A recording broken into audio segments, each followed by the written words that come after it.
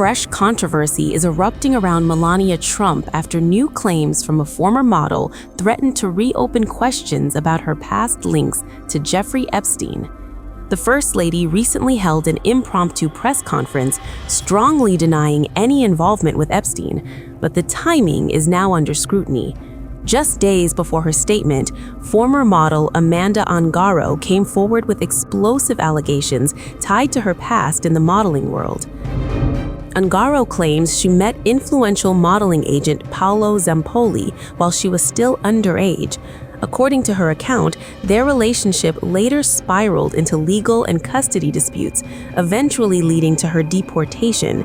She alleges that Zampoli played a role in orchestrating her arrest, a claim that has not been proven but is now fueling intense speculation due to his known connections in political and elite circles. The lies linking me with the disgraceful Jeffrey Epstein need to end today. The individuals lying about me are devoid of ethical standards, humility, and respect. I do not object to their ignorance, but rather I reject their mean-spirited attempts to defame my reputation. I never been friends with Epstein. Donald and I were invited to the same parties as Epstein from time to time, since overlapping in social circles is common in New York City and Palm Beach. To be clear, I never had a relationship with Epstein or his accomplice, Maxwell. My email reply to Maxwell cannot be categorized as anything more than casual correspondence. My polite reply to her email doesn't amount to anything more than a trivial note. I am not Epstein's victim. Epstein did not introduce me to Donald Trump. I met my husband by chance at a New York City party in 1998. This initial encounter with my husband is documented in detail in my book, Melania.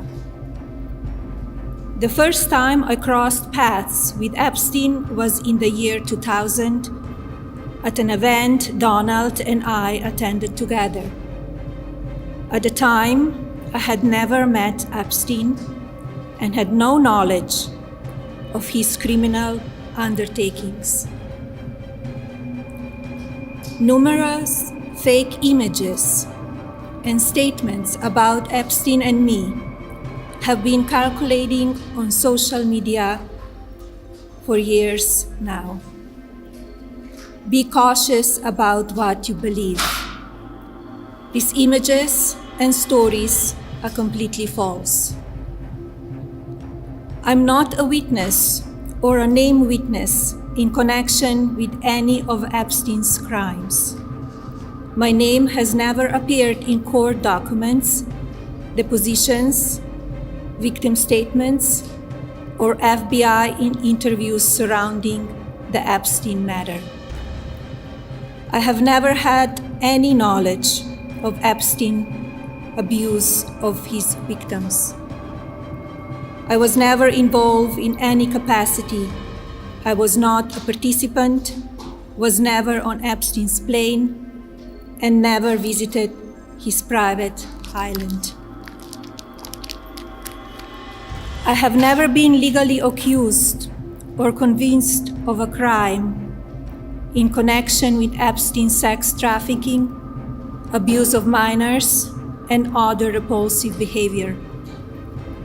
The false smears about me from mean-spirited and politically motivated individuals and entities looking to cause damage to my good name, to gain financially and climb politically, must stop.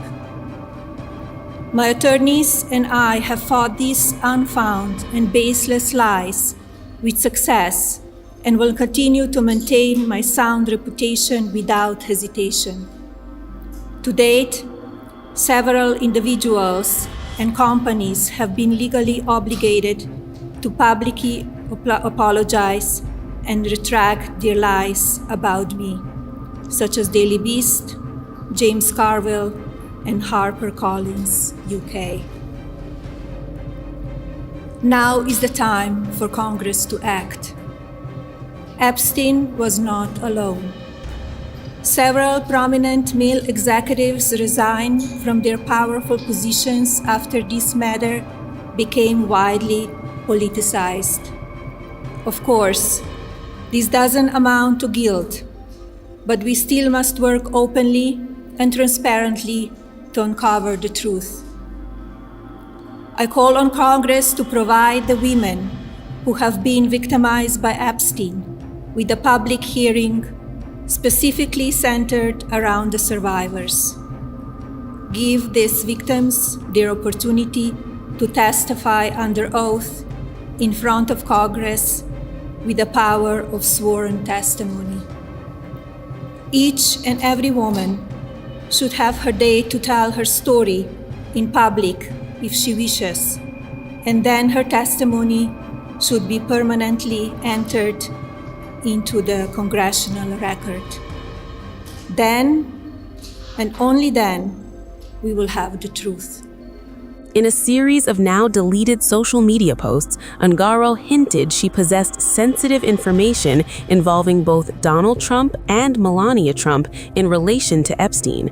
While no concrete evidence has been publicly presented, the implications were enough to trigger widespread attention online and amplify scrutiny around past associations. Both Donald and Melania Trump have firmly denied any wrongdoing or inappropriate links to Epstein. Meanwhile, survivors are once again pointing to the modeling industry as a critical gateway in Epstein's operations.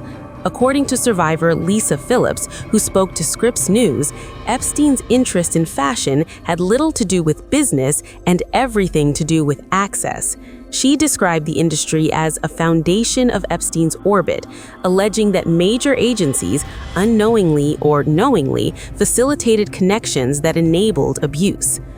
Lisa Phillips revealed she first met Epstein at just 21 during a modeling assignment near his private island. What followed, she says, were years of abuse that she did not fully understand until later encounters with other survivors helped her piece together the pattern. Her testimony now adds to a growing chorus of voices demanding accountability from powerful figures and institutions tied to the industry. Newly released documents from the U.S. Department of Justice further deepened the controversy. According to DOJ records, Epstein's network allegedly helped secure visas for young women, many from Eastern Europe, under the guise of legitimate modeling opportunities.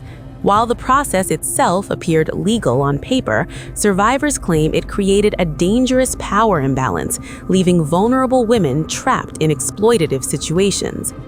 Lisa Phillips also highlighted how language barriers played a crucial role in this system. Many young models, she said, could not fully understand their contracts or financial arrangements, making them easy targets for manipulation. She alleges that what appeared to be a glamorous career path often masked a darker reality of control and coercion within the industry. In March, more than 40 survivors connected with the Model Alliance signed a collective call for a formal investigation into Epstein's ties with the modeling world. Their demand is clear: uncover how deep these connections ran and whether agencies, agents, or influential figures played a role in enabling abuse.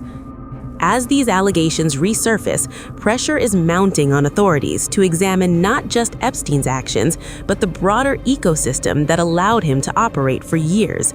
The renewed focus on modeling agencies, visa processes, and elite connections is raising uncomfortable questions, and survivors say this time those questions cannot be ignored.